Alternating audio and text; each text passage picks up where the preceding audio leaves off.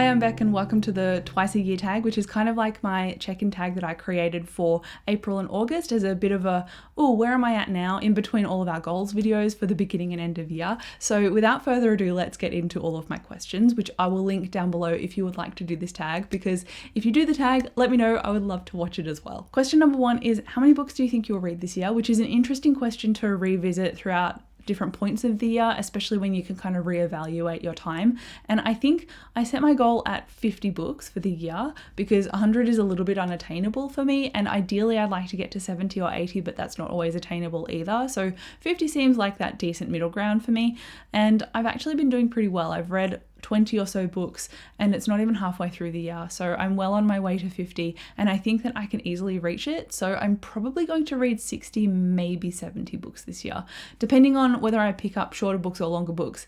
To the tail end of the year, I've read a few more books in series that are a little bit longer as well, which have sent me back in terms of number, but not content. So I've still read a lot of pages, just not a lot of books, if that makes sense. So I'm pretty happy with how my reading goal is tracking so far. And then speaking of reading goals, the second question is, have you made a specific reading goal that you need to kind of check in with and keep track of for the rest of the year? And I've generally made a few different goals, especially with reading my to be read pile, because that's been a major challenge for me that I've tried to keep on track with. And you can see from my TBR card that I do not have a lot of physical books left. I've got 20 or under, and I'm really proud of my efforts. Although now that it's smaller, I'm like, will I have enough to read? Which is hilarious to me. Anyway, I did a TBR tips video if you want to go and check out the methods that I used from getting my TBR over 200 to under 20. It's been great, and I use my library a lot more now, when before I never touched my library. So it's really been a great learning experience tracking my growth that way, but I digress.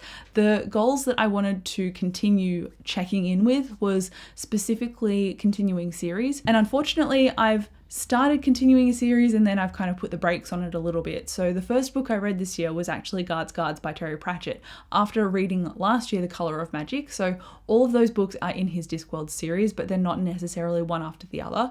But Guards, however, does have a direct sequel, and that's called Men at Arms, and I've been currently reading this on and off, but I keep just getting distracted because obviously this is a really pretty book and I don't want to damage it. So I've been reading an e-copy from my library if I'm on my break at work. It means I don't have to lug the whole thing in, along with all the other stuff I take with me on the train in the morning. So because it's been an ebook, I've kind of not paid attention to it sometimes and gone for my audiobook or for what I'm physically reading when I get home, or I've just gone on social media. So instead of actually trying to continue this series, I've put it down. It's also in a very specific style and tone, and if I'm not in the mood for that particular style, then I find that I struggle to get into it, and I don't want to not enjoy this. So I've kind of staggered my reading of this, unfortunately. And then I don't have it on me, but I did also read and finish Bloodmarked, which is the Legendborn sequel, and I've been trying to get that read for about a year. So I'm pretty proud of actually continuing that. And then I read a few romances at the beginning of the year, and they were by Ashley Herring Blake, directly in the same series, one after the other. So in terms of continuing series, I think I've done decent. I could do better in terms of Men at Arms, and I've got a few other Terry Pratchett books on my to be read cart. But apart from that, I think I'm doing all right. If I could read more Terry Pratchett, I would really think that is a win, but so far, I'm not unhappy with my goal. Question 3 is, how many 5-star books have you read this year so far? And unfortunately, not that many, actually. I've read these two, which I just talked about. These ones are rom-coms, they're sapphic. So the first one follows Delilah Green, who is a photographer and goes back to her town to photograph her sister's shotgun wedding. And while she's there, she falls in love with her sister's maid of honor, or one of her maids of honor. And I really liked this story, but I also really loved this as well.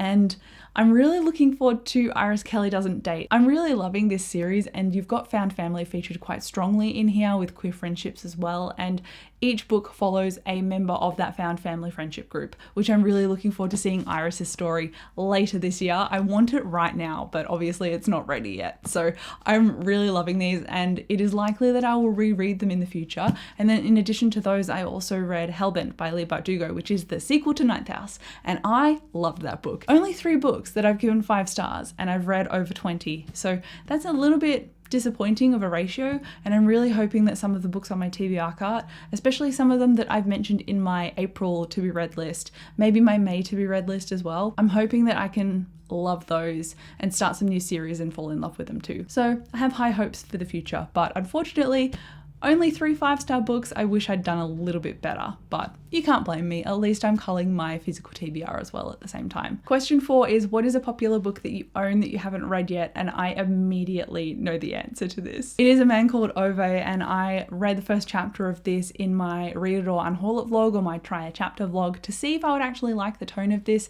because it's a more literary fiction or fiction story, and I usually read science fiction, fantasy, or romance. This is none of those things, and I thought, oh, I'm really worried about this. I don't know if I'm going to enjoy it, but I love the tone. I love the characterization. Ove is such a grumpy old man, and at the beginning he's trying to buy an iPad, but he doesn't really understand technology at all, and the people are trying to help him, and he's just getting angrier, and so it really set the right tone to go into this story and expect chaos from this man. So I'm looking forward to starting this, and this does have a movie, so it's quite popular. I just have not really had it on my radar because it's really outside of my wheelhouse, but after trying it, I'm convinced that I'm really going to enjoy it. So it's been one that I really need to get to, but I'm hoping to get to it maybe in May. Then we've got question 5, which is, do you want to reread anything in the next few months? And to rejuvenate my reading, if I'm feeling a little bit slumpy, I tend to reread books to help kind of get me back in the mood, because I already know the story, I already know the characters, so it's a lot easier for me to pay attention to something if I've already read it before, naturally. And so I'm also currently reading A Darker Shade of Magic. It's on my bedside table, which is why I didn't hold it up for this video, but I'm currently reading that because of the Threads of Power publication in October. So Victoria Schwab is continuing her world and some of her characters from the Shades of Magic trilogy in the Threads of Power trilogy, or series. I don't know if it's a trilogy or not. So that's coming out in October, and I'm trying to refresh my memory of all of the characters and what happened in that initial trilogy, because I read it years ago now and I don't remember it. And if you don't really know the story, because it seemed like a booktube classic, but I don't know if people actually talk about the synopsis, but it follows Kel, who is an Antari, and he knows magic, and he knows the kind of blood magic, whereas a lot of other magics is more rooted in elements. And because of this blood magic capacity, he can travel between worlds, and so he travels between the different Londons. So primarily he lives in Red London, but he also travels to White and Grey, and Black London is completely closed off after a magic catastrophe that happened years ago. So because Black London is kind of forbidden and no one talks about it or goes there, we mostly focus on Kel in Red London, and also when he traverses White and Grey. And while he's traversing Londons, he gets run across by Lila Bard, who is a thief, and she steals something valuable from his coat, and he doesn't initially realize. So it's interesting because Kel is working for the royal family and he's delivering messages, and so obviously the items he's carrying are quite important. So it's a nice way to connect magic to a bit of chaos. And it's really, again, easy to read. It's very well situated and you really understand all the world building immediately. Even though I've read it before, I'm like, oh, this is so easy to get re-situated in. So it would be a book that I recommend for new starters of fantasy, as well as just fantasy lovers like me. Then question 6 is the second last question on this tag, and it is, what is a new release that you are anticipating for the next half of the year? And a book is coming out the day before my birthday, which is like, it's meant to be, honestly. And that is The Malevolent Seven by Sebastian de Castell, one of my favorite authors. He wrote Trader's Blade or the Greatcoat series, and he also wrote the Spellslinger series. And I have been waiting for so long for him to write something else. So the way that The Malevolent Seven is described from memory, which is very vague, because I didn't want to read too much into it. I like synopses being kind of a surprise if they're by a favorite author, because I've relying on loving their writing beforehand to not know much about going into something new.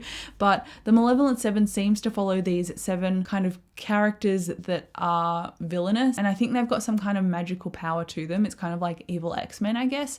And then there are other characters, so one of the main character is part of this crew, or he's on his own and he doesn't really have a lot of power himself, and he has to go and either kill all of the Malevolent Seven, or he's brought into this crew that is tasked with killing them. The feature in Sebastian de Castell's work tends to be that kind of underdog character that pulls through his own emotional struggle and labor in order to burst anew and fight off evil. And that's the kind of thing that I love, that intensive character growth in order to overcome like situations, especially if they are with found family or friends. So I'm looking forward to reading it, and I have pre-ordered the audiobook already, and we are not even close to May yet. And then the final question number 7 is, what are you planning to pick up next, and do you think it's going to be a 4-star rating or above? And my library hold for Magic Strikes by Alona Andrews is hopefully coming out in the next couple of days, and I'm filming this near the end of March, just before I filmed my April TBR. So